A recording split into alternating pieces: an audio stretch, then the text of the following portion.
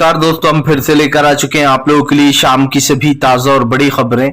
फटाफट अंदाज में एक एक कर बताएंगे आपको आज देश और दुनिया से क्या बड़ी खबरें निकलकर सामने आ रही हैं। लेकिन उससे पहले दोस्तों एक नजर डालेंगे सुर्खियों पर। आपको बताते चले दोस्तों, असदुद्दीन ओवैसी का बीजेपी के ऊपर बड़ा हमला। बोले उत्तर प्रदेश में हमारी जीत बीजेपी के लिए एक सबक। जी हाँ, दरअसल आपको बता दें मेरठ में ओवैसी के प्रत्याशी ने जो है यहाँ पर ताबड़तोड़ जीत हासिल की है। वहीं पर अगली बड़ी खबर में हम आपको बताएंगे दोस्तों, कांग्रेस का बीजेपी के ऊपर बड़ा हमला। बोले 2024 की लड़ाई की शुरुआत है, बीजेपी का अंत की शुरुआत हो चुकी है। जी राहुल ने कर दिया ऐलान। वहीं पर अगली बड़ी खबर में हम आपको बताएंगे दोस्तों, कांग्रेस की प्रचंड जीत। आप समझिए, अब तक इतनी बड़ी जीत कभी नहीं हुई किसी की भी 34 साल से। जी हाँ, 34 साल का रिकॉर्ड तोड़ दिया कांग्रेस ने। तो ये कह सकते हैं न सिर्फ जीती है बल्कि 34 साल का रिकॉर्ड भी तोड़ दिया है। बताएंगे बीजेपी में क्यों खलबली मच गई है। वहीं पर अगली बड़ी खबर में हम आपको बताएंगे दोस्तों, दरअसल आपको बताते चले विदेशी मीडिया ने उड़ाई मोदी सरकार की धज्जियां। जी हाँ, कर्नाटक में मिली कांग्रेस की जीत को बताया बूस्ट। बताएंगे क्या कुछ लिखा है विदेशी अखबारों ने। वहीं पर अगली बड़ी खबर में हम आपको बताएंगे नीतीश कुमार का बीजेपी के ऊपर बड़ा हमला। बोले आखिरकार जातीय जनगणना से बीजेपी इतनी क्यों डर रही है। वहीं पर दोस्तों खड़गे आज कर सकते हैं सीएम चेहरे का ऐलान। आपको बताते चले मल्लिकार्जुन खड़गे दो लोगों में से सिद्धरामैया और डीके शिव कुमार में से किसी एक को देंगे कमान। वैसे अगर देखा जाए तो डीके शिव कुमार का पल्ला भारी है। वहीं पर अगली बड़ी खबर में हम आपको बताएंगे दोस्तों, असम का सीएम फिर से बौखलाया। ओवैसी का नाम लेकर बोला मैंने 2 साल में 600 मदरसे बंद किए, अब अगले 1 साल में 300 मदरसे और बंद करूंगा। और द केरल स्टोरी को सब लोग देखो। आप समझिए दोस्तों कैसे हिंदू मुस्लिम के नाम पर नफरत फैला रहा है ये हेमंत विश्वकर्मा। बताएंगे क्या कुछ बोला इसने और भी। वहीं पर अगली बड़ी खबर में हम आपको बताएंगे दोस्तों, दरअसल आपको बताते चले मोदी सरकार को अभी भी नहीं मिला सबक। जी हाँ, इतनी करारी हार के बाद भी बीजेपी के कई नेता बौखलाए हुए हैं। बोले एक जीत से कांग्रेस इतनी क्यों खुश हो रही है। बताएंगे दोस्तों क्यों हिमाचल हार गए, क्यों कर्नाटक हार गए, उसके बाद भी बीजेपी में भगदड़ मच गई है। वहीं पर अगली बड़ी खबर में हम आपको बताएंगे दोस्तों, दरअसल आपको बताते चले अखिलेश यादव ने बीजेपी पर साधा निशाना। बोले जितनी भी सीटें हमने जीती अपने दम पर जीती हैं, पुलिस प्रशासन हमारे साथ नहीं था। जी हाँ, बताएंगे क्या कुछ बोला। तो सारी खबरें फटाफट अंदाज में देंगे, एक एक कर देंगे।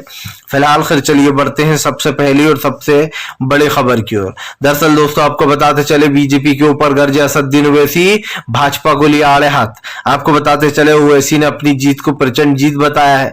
दरअसल ओवैसी के प्रत्याशी ने मेरठ में दोस्तों इतिहास रच दिया। खुद योगी आदित्यनाथ भी परेशान है कि इसने इतनी बड़ी जीत हासिल कैसे कर ली। वहीं दूसरी तरफ आपको बताते चले भारतीय जनता पार्टी के ऊपर लगातार भारी पड़ते हुए नजर आ रहे हैं ओवैसी। एक सीट जीतकर उन्होंने बीजेपी को एक गच्चा जरूर दिया है, लेकिन असदुद्दीन ओवैसी ने बीजेपी पर निशाना साधते हुए कहा कि प्रधानमंत्री प्रोपेगेंडा फिल्मों को प्रमोट करते हैं और इनके तमाम नेता उन फिल्मों को बढ़ावा देते हैं। आपको बताते चले दोस्तों लगातार ओवैसी के द केरल स्टोरी को घेरने का काम कर रहा है। ओवैसी ने फिर से द केरल स्टोरी वाला मुद्दा उठाकर बीजेपी को आड़े हाथ लिया है। ओवैसी का कहना है कि फिलहाल द केरल स्टोरी जैसी फिल्में हमारे देश को बर्बाद करने का काम कर रही हैं, वो देश के भाईचारे और शांति अमन को खत्म कर रही हैं। ओवैसी ने कहा कि कर्नाटक में हमारी हार हुई है, लेकिन हमने उस हार से एक सबक लिया है। असदुद्दीन ओवैसी ने कहा कि फिलहाल कर्नाटक में भले ही हमारे प्रत्याशी हार गए, लेकिन हम फिर से मेहनत करेंगे, मेहनत करना नहीं छोड़ेंगे। आपको बता दोस्तों ओवैसी तो पूरा मून बना रहे थे कर्नाटक की जनता का कि वोट शेयर बढ़ जाए, लेकिन दोस्तों कांग्रेस ने अपने मैनिफेस्टो में जो वादा किया है कि वो बजरंग दल को बैन करेगा, उस वादे ने तमाम मुसलमानों के वोट कांग्रेस को ही दिलवाए हैं। यही कारण है जो ओवैसी वोट उड़ाने का काम कर रहे थे। और अगर ऐसा होता दोस्तों तो आप समझिए बीजेपी का फायदा करा देते। लेकिन कई मुद्दों पर ओवैसी बीजेपी को घेरते, सही घेरते हैं, लेकिन ज्यादातर वो कांग्रेस को घेरने का काम करते हैं। और ये हमने हर उस भाषण में देखा है जहां भी ओवैसी जाते हैं बीजेपी से ज्यादा कांग्रेस को घेरने में लगे रहते हैं वो, जबकि सत्ताधारी पार्टी कांग्रेस नहीं है बीजेपी है। चलिए बढ़ते हैं एक और अगली बिग ब्रेकिंग की तरफ। बता दोस्तों अगली जो बड़ी खबर निकल कर आ रही है, आपको बताते चले दोस्तों, राहुल गांधी ने कर दिया ऐलान, ये है 2024 की लड़ाई की शुरुआत। जी हाँ, आपको बता दें राहुल गांधी का कहना है कि फिलहाल कर्नाटक की जनता ने साबित कर दिया है कि अब देश में हिंदू मुसलमान जैसी नफरत नहीं बल्कि लोग प्यार चाहते हैं। राहुल गांधी ने कहा कि इस देश में लोगों को नफरत नहीं बल्कि प्यार चाहिए, इसीलिए लोगों ने नफरत की दुकान को बंद करके मोहब्बत की दुकान खोली है। आपको बताते चले दोस्तों, हमेशा से बीजेपी की राजनीति का एक पैटर्न रहा है और वो पैटर्न रहा है हिंदू मुसलमान की राजनीति। इस राजनीति को बीजेपी बहुत पहले से करती आ रही है। माना जाता है लाल कृष्ण आडवाणी और अटल बिहारी वाजपेयी के समय से पहले, जब से इस पार्टी की स्थापना हुई थी, तब से ही ये पार्टी लगातार हिंदुत्व के ऊपर चुनाव लड़ती है। पहले भी इसका मुद्दा बाबरी मस्जिद और राम मंदिर था अटल बिहारी वाजपेयी के समय पर, और आज भी लोग कहते हैं कि बीजेपी उसी पैटर्न को चल रही है, लेकिन अब 100 गुना ये पैटर्न बढ़ गया है। माना जाता है अटल बिहारी वाजपेयी की जो राजनीति थी वो काफी अच्छी मानी जाती थी दोस्तों। जो लोग उस समय के होंगे वो जानते होंगे कि अटल बिहारी वाजपेयी साहब जो है वो कभी भी इस तरीके की राजनीति नहीं करते थे। सोनिया गांधी के बारे में अब शब्द नहीं बोलना, ना सरकारें खरीद कर गिराना, पहले ये राजनीति नहीं थी। लेकिन जैसे जैसे दोस्तों आप समझिए समय आगे बढ़ रहा है, बीजेपी और भी कठोर होती जा रही है, और यही कारण है जो बीजेपी की आधी से ज्यादा सरकारें तो दोस्तों गिराई हुई हैं। मतलब बीजेपी को जनता ने नहीं चुना है, बल्कि जनता के फैसले को बीजेपी ने रौंद कर, लोकतंत्र को रौंद कर अपनी सरकारें बनाई हुई हैं। आप गिन लीजिए, मध्य प्रदेश में कांग्रेस की सरकार थी, बीजेपी ने गिराकर बना ली। महाराष्ट्र में अभी हाल ही में उद्धव सरकार की मिलीजुली सरकार थी, उसको गिराकर बीजेपी सत्ता में आ गई। कर्नाटक में भी कांग्रेस की ही सरकार थी इससे पहले भी, लेकिन बीजेपी ने उस सरकार को गिरा दिया था। इसी के साथ साथ दोस्तों मणिपुर, वहां पर कांग्रेस की सरकार बनने वाली थी लेकिन बीजेपी ने बना ली थी। गोवा को ले लीजिए, गोवा में भी सेम कांग्रेस की सरकार गिराकर यही किया गया। और यही जितने भी दोस्तों राज्य हैं, ज्यादातर बीजेपी ने सरकार गिराकर सरकार हासिल की। तो इसको बीजेपी की जीत नहीं, बल्कि ये कह सकते हैं कि बीजेपी तो बल्कि कहीं सत्ता में ही नहीं है, जनता ने हर जगह से उखाड़ कर बाहर फेंका है। कर्नाटक की जीत ने, राहुल ने ये साफ कहा है, साबित किया है कि जनता हमारे साथ है, और 2024 के चुनाव को लिए एक मत होने का बात भी राहुल कर रहे हैं। चलिए बढ़ते हैं एक और अगली बिग ब्रेकिंग की तरफ। बता दोस्तों अगली जो बड़ी खबर निकल कर ये आ रही है, असम का सीएम दोस्तों बौखलाया। हेमंत विश्वकर्मा ने ओवैसी का नाम लेकर कहा, ओवैसी साहब मैंने 2 साल में 600 मदरसे बंद किए हैं, अब 1 साल में 300 मदरसे और बंद करूंगा। हम लव जिहाद को खत्म करके रहेंगे, असम में हम लव जिहाद को किसी भी तरीके से नहीं आने देंगे। दोस्तों आप समझिए, रस्सी जल गई लेकिन बल नहीं गया, ये कहावत बहुत पुरानी है और ये बीजेपी पर सटीक बैठ रही है। अर्थात दोस्तों लोगों ने हिंदुत्व की राजनीति को नकार दिया कर्नाटक में, उसके बाद भी बीजेपी के नेता और बीजेपी के लोग हिंदुत्व की राजनीति करना नहीं छोड़ रहा है। अब हेमंत विश्वकर्मा के इस बयान को जरा गौर से समझने की कोशिश कीजिए। हेमंत विश्वकर्मा ओवैसी के जरिए देश की जनता को, खास करके हिंदू भाइयों को क्या समझाने की कोशिश कर रहा है? वो लोगों को फिर से लव जिहाद वाले मैटर पे बिलीव कराने की कोशिश कर रहा है। असम का सीएम चाह रहा है कि लोग ये यकीन करने लगे कि सच में लव जिहाद जैसी कोई चीज है। सबसे पहले दोस्तों इसने कहा कि ओवैसी साहब मैंने 2 साल में 600 मदरसे बंद किए और 1 साल में 300 मदरसे और बंद करूंगा। लेकिन दोस्तों आप समझिए, इन मदरसों को बंद करने का कोई इनके पास इरादा या फिर कोई ऐसा वो नहीं था पॉइंट। इन्होंने सिर्फ एक झूठा इल्जाम लगाया कि इन मदरसों में दोस्तों आतंकवाद की तालीम दी जाती है, जबकि ये कहीं से भी सही नहीं है। मदरसों को गिरा देना, उनको तोड़ देना दोस्तों कहां तक सही है? कहीं से भी सही नहीं है। यही नहीं, ये यहीं पर नहीं लिखा, इसने और भी आग उगली दोस्तों इस हेमंत विश्वकर्मा ने। इसने कहा कि असम स्टोरी जैसी फिल्म बनकर ये साबित हो गया है कि कैसे लव जिहाद फैलाया जा रहा है। हमारी हिंदू भाइयों की लड़कियों को जो है उनका धर्म परिवर्तन कराकर जो है यहाँ पर उनकी शादी कर उनसे बच्चे पैदा करवाया जा रहा है। जबकि दोस्तों इसकी सच्चाई क्या है? द केरल स्टोरी एक फेक स्टोरी है दोस्तों। आपको बता दें, हमारे देश के जो इंटेलिजेंस है दोस्तों, ये उनका भी अपमान है। एनआई जिसने दोस्तों एक रिपोर्ट सौंपी थी 2019 के लगभग, उस रिपोर्ट में एनआई ने बताया था, दरअसल आपको बताते चले ये मामला शुरू हुआ था केरल से। केरल में कुछ लगभग 100 कुछ के ऊपर शादियां हुई, जिसमें वहां की सरकार ने एनआई को एक रिपोर्ट सौंपी और कहा कि इसमें देखिए क्या लव जिहाद का एंगल है या नहीं। जब एनआई ने इसकी जांच की तो उन्हें पता चला कि इसमें कोई लव जिहाद का एंगल नहीं है, सबने अपने मर्जी से शादी की है। लेकिन दोस्तों इस फिल्म में क्या बताया गया है कि 31,000 लड़कियों का धर्म परिवर्तन कराया गया और उनकी फिर मुस्लिम कराकर शादी करवाई गई, फिर बच्चे पैदा करवाए गए। इसमें टोटल फेक स्टोरी बताई गई है, क्योंकि एनआईए के मुताबिक दोस्तों सिर्फ 3 महिलाओं का धर्म परिवर्तन हुआ था, और वो 3 महिलाएं भी कौन थी दोस्तों, उसमें एक क्रिश्चियन थी, 2 जो है यहाँ पर हिंदू महिलाएं थी। अब आप समझिए 3 महिलाओं को 31,000 बताया गया फिल्म में कि 31,000 लड़कियों ने अपना धर्म परिवर्तन किया है, जो कि टोटल एक फेक स्टोरी है।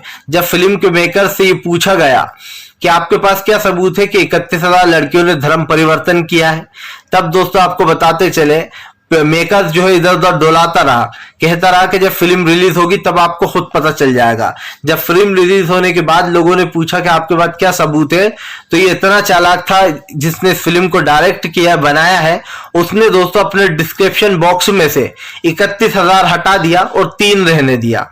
अब आप समझ लीजिए कि 3 के आगे बंदे ने 1 लगा दिया था, तो 3 के जरिए 31,000 हो गई थी वो। क्योंकि दोस्तों जब इंसान बड़ा झूठ बोलता है तो लोग सोचते हैं यार जब ये इतना बड़ा बात बोल रहा है तो कुछ तो इसमें सच्चाई होगी, लेकिन जब इंसान उस चीज को जानता है तो उसे पता चलता है कि यार इसने झूठ ही इतना बड़ा बोला है कि इसमें लोग फंस गए इस झूठ में कि यार कुछ तो सच्चाई होगी, चलो ये फिल्म चलकर देख लेते हैं। लेकिन सच्चाई क्या निकली, ये एक झूठ है, एक प्रोपेगेंडा निकला। फिलहाल चलिए बढ़ते हैं एक और अगली बिग ब्रेकिंग की तरफ। बता दोस्तों अगली जो बड़ी खबर निकल कर आ रही, मल्लिकार्जुन खड़गे लेंगे फैसला, कौन होगा दोस्तों कर्नाटक का अगला सीएम। दोस्तों कर्नाटक में मिली बड़ी जीत, मल्लिकार्जुन खड़गे को इसका क्रेडिट जा रहा है। सबसे बड़ी बात यह है कि मल्लिकार्जुन खड़गे दोस्तों जब से पार्टी के अध्यक्ष बने हैं तब से दोस्तों कांग्रेस की जीत भी हो रही है। कांग्रेस 2 राज्यों में जीत चुकी है। आपको बताते चले, हालांकि जब गुजरात का चुनाव आया था तब तो खड़गे ने दोस्तों ज्वाइन ही किया था, तो इसका श्रेय उनको नहीं दे सकते इसकी हार का। लेकिन जैसे ही खड़गे को दोस्तों टाइम मिला उन्होंने ज्वाइन किया, उसके बाद से हिमाचल भी जीती कांग्रेस, कर्नाटक भी जीत गई। लेकिन यहां पर खड़गे ने एक रिकॉर्ड और बनाया। जेपी नड्डा जो कि बीजेपी के दोस्तों अध्यक्ष हैं, वो अपना गृह राज्य हार गए थे, लेकिन दोस्तों इस बार आप समझिए जेपी नड्डा भले ही हार गए, लेकिन मल्लिकार्जुन खड़गे ने यह साबित कर दिया कि वो अपने गृह राज्य में आज भी उतने ही पॉपुलर है और उन्होंने सीट भी जीत ली। यानी कि जेपी नड्डा फेल हुए, अपने गृह राज्य में हार गए, पर दोस्तों जो मल्लिकार्जुन खड़गे हैं उन्होंने सीट हासिल की। यही नहीं, खड़गे आज फैसला करने वाले हैं कि कौन होगा अगला सीएम। आपको बता दें हमारे सोर्स से जो निकलकर खबर आ रही है, हमारे सोर्स से यही पता चलता है दोस्तों कि डीके शिव कुमार जो हैं वही कर्नाटक के अगले सीएम होने वाले हैं। इसके 2 रीजन है, दोनों मैं आपको बता देता हूं। सबसे पहली बात ये दोस्तों, डीके शिव कुमार ने मोदी और शाह को इससे पहले भी हराया है। सोनिया गांधी के डीके शिव कुमार काफी भरोसेमंद है। सिद्धरामैया जो है दोस्तों वो बीच में से बीजेपी को छोड़कर आए हैं, तो सिद्धरामैया को सीएम का पद देना ये तो कहीं से भी पॉसिबल है ही नहीं। जहां तक मेरा 100% जा रहा है दोस्तों, डीके शिव कुमार ही कर्नाटक के अगले सीएम होंगे। इसका सबसे बड़ा रीजन मैंने आपको बताया कि डीके शिव कुमार शुरू से कांग्रेस के साथ रहे। इससे पहले भी दोस्तों उनको जिम्मेदारियां मिली थी और वो जिम्मेदारी उन्होंने बखूबी निभाई है। फिलहाल चलिए बढ़ते हैं एक और अगली बिग ब्रेकिंग की तरफ। बता दोस्तों अगली जो बड़ी खबर निकल कर आ रही है, कांग्रेस ने दोस्तों तोड़ दिया 34 साल पुराना रिकॉर्ड, तो भाजपाइयों को लगी मिर्ची। हेमंत विश्वकर्मा बोला एक जीत से इतनी खुश हो रही है कांग्रेस। कुछ बीजेपी के नेता कह रहे हैं कि 34 साल पुराना रिकॉर्ड जो कांग्रेस ने तोड़ा है वो हमारे ही नेताओं की गलती की वजह से। अब दोस्तों गलती करी है तो उसका हर्जाना भी तो भुगतना पड़ेगा। बीजेपी को लगता था कि हम चुनाव के बीच में उठकर जाएंगे नींद में से और लोगों को सिर्फ एक पपलू पकड़ा देंगे कि बजरंग दल और बजरंगबली एक ही हैं। आप समझिए बीजेपी का ट्विस्ट करने का तरीका देखिए, बजरंग दल को बजरंगबली से कंपेयर कर दिया, जबकि दोस्तों बजरंगबली क्या ऐसे थे जो बेचारे निहत्ते लोगों को या कमजोर लोगों को मारते थे? बिल्कुल नहीं। वो एक दोस्तों आप समझिए बहुत ही शक्तिशाली थे और कभी भी गलत चीजों पर वो इस तरीके का काम नहीं करते थे। लेकिन दोस्तों बीजेपी के खुद नरेंद्र मोदी ने पहले तो एक प्रोपेगेंडा फिल्म को अपने प्रचार में प्रमोट किया। नरेंद्र मोदी ने अपने मुंह से कहा कि आज केरल स्टोरी जैसी फिल्में बड़े बड़े राज खोल रही हैं, जबकि इस देश का प्रधानमंत्री जानता था कि केरल स्टोरी एक फेक कहानी है, ये एक प्रोपेगेंडा फिल्म है। और उसके बाद भी इस देश के प्रधानमंत्री ने प्रोपेगेंडा को बढ़ावा दिया। यही नहीं, प्रधानमंत्री ने बजरंग दल को बजरंगबली से कंपेयर कर दिया और ये कह दिया कि कांग्रेस वाले तो बजरंगबली के खिलाफ है। जबकि दोस्तों बीजेपी यहीं पर मात खा गई। बीजेपी ये भूल गई कि कर्नाटक में जो मुस्लिम बहुल्य है दोस्तों इलाके, वहां पर मुस्लिम समुदाय का भी एक अच्छा खासा तबका है, जिसने मैनिफेस्टो में इसीलिए ये बात डाली गई क्योंकि मुस्लिमों को उनकी सबसे पहली मांग यही थी कि बजरंग दल को बैन किया जाए। और बीजेपी यहीं पर मात खा गई। वो कांग्रेस को बच्चा समझ गई लेकिन खुद गुड़ बन गई, कांग्रेस को शक्कर बना दिया। फिलहाल चलिए बढ़ते हैं एक और अगली बिग ब्रेकिंग की तरफ। बता दोस्तों अगली जो बड़ी खबर निकल कर आ रही है, आपको बताते चले दोस्तों, मेयर चुनाव में अखिलेश यादव ने जीती 9 सीटें। आपको बताते चले दोस्तों, अखिलेश यादव का ग्राफ बड़ा है। भले ही बीजेपी ये कहती रहे कि अखिलेश यादव को बीजेपी के सामने ढेर हो गई, लेकिन दोस्तों आपको बता दें पिछली बार मेयर चुनाव में अखिलेश यादव ने 2017 में 5 सीटें जीती थी। अब की बार अखिलेश यादव ने 9 सीटें जीतकर सपा को कहीं ना कहीं एक वो दिया है। लेकिन जिन जगहों पर अखिलेश यादव ने, हालांकि नगर निकाय चुनाव में अखिलेश को अच्छी खासी सीटें मिली है दोस्तों, लेकिन आपको बताते चले माना यह जा रहा है कि फिलहाल, हालांकि दोस्तों मैंने इस चुनाव के बारे में आपको एक चीज बोली थी कि चाहे नगर निकाय चुनाव हो, मेयर चुनाव हो, इन चीजों पर लोगों का उतना ज्यादा ध्यान नहीं रहता। जैसे कि एक विधानसभा चुनाव और लोकसभा चुनाव में जिस डेलीकेशन के साथ दोस्तों लोग वोट डालते हैं, वो डेलीकेशन इस चुनाव में दिखाई नहीं देता। और खास करके उस पार्टी पर तो बिल्कुल दिखाई नहीं देता दोस्तों जो सत्ता में नहीं है, जो सत्ता के बाहर है। इसके 2 रीजन है। पहला तो ये दोस्तों, क्योंकि लोगों को पता रहता है कि अगर इस चुनाव में वो लोग जीत भी गए, हमने वोट दे भी दिए, तो क्या होगा ज्यादा से ज्यादा। लेकिन दोस्तों विधानसभा चुनाव, लोकसभा चुनाव में लोग दिल से वोट डालते हैं क्योंकि उनको बदलाव की उम्मीद रहती है कि हम वोट देंगे तो सरकार बदल जाएगी। लेकिन दोस्तों नगर निकाय चुनाव हो या फिर मेयर चुनाव हो, इसमें लोग इतने दिल से वोट नहीं डालते। ये मैं आपको पहले दिन से कह रहा हूं कि मुझे नहीं लगता था कि अखिलेश यादव की पार्टी जीतेगी, क्योंकि लोग उस जोर शोर से वोट नहीं डालते हैं। क्योंकि लोकसभा में और विधानसभा में तो उनको एक उम्मीद रहती है कि आने वाले समय में इसकी सरकार बन गई तो हमें बीजेपी से निजात मिलेगी। लेकिन यही कारण रहता है दोस्तों कि सरकार भी समझ समझ के चलती है। फिलहाल चलिए बढ़ते हैं एक और अगली बिग ब्रेकिंग की तरफ। बता दोस्तों अगली जो बड़ी खबर निकल कर आ रही है, आपको बताते चले दोस्तों, क्या भारतीय जनता पार्टी की पनौती यहीं से शुरू हो गई है। आपको बताते चले दोस्तों, आंकड़े तो कुछ ऐसा ही बता रहा है। दरअसल राजस्थान में एक सर्वे किया गया है। राजस्थान में दोस्तों आने वाले समय में मध्य प्रदेश और राजस्थान में चुनाव होने वाला है।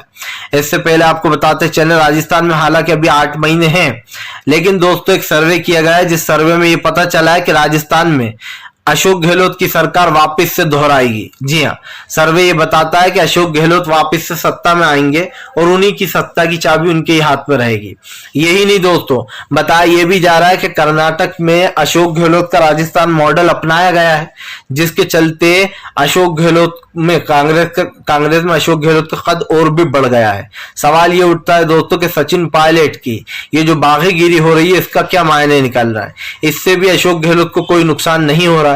आपको बता दें सर्वे ने कुछ ऐसे ही चौंकाने वाले जवाब दिए, जिसमें ये साफ हो गया है कि फिलहाल बीजेपी राजस्थान में अब की बार भी अपनी सरकार नहीं बना पाएगी।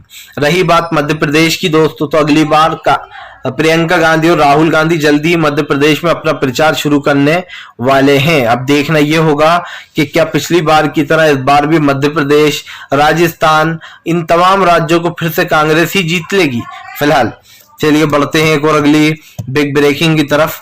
बता दोस्तों अगली जो बड़ी खबर निकल कर आ रही है, आपको बताते चले दोस्तों, भारतीय जनता पार्टी को लगा एक और बड़ा झटका। जी हाँ, आपको बता दें विदेशी मीडिया ने उड़ाई मोदी सरकार की धज्जियां। दरअसल दोस्तों आपको बताते चले, जो विदेशी अखबार है, विदेशी जो मीडिया है दोस्तों, अमेरिका, जितने भी अखबार निकलते हैं बाहर मीडिया से, उन लोगों ने भी इस हार को बखूबी छापा है। आपको बता दें मोदी सरकार की हार को बताया कि जो लोग भी धार्मिक चीजों को उछाल रहे थे, हिजाब को मुद्दा बना रहे थे, उन चीजों में बीजेपी को बड़ा झटका लगा है।